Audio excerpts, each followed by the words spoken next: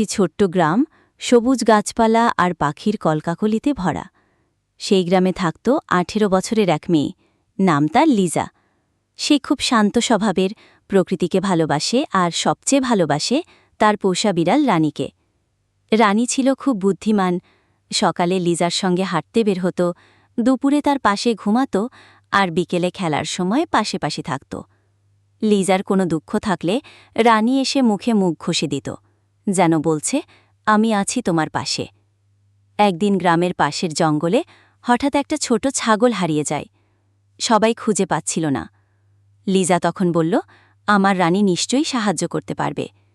সে রানীকে নিয়ে গেল জঙ্গলের দিকে। রানী গন্ধ শুকে শুকে এগিয়ে চলল। কিছুক্ষণ পরই সে মিউ মিউ করে ডাক দিল। একটা গাছের পাশে ছোট ছাগলটা কাঁপছিল। সবাই খুব খুশি হল।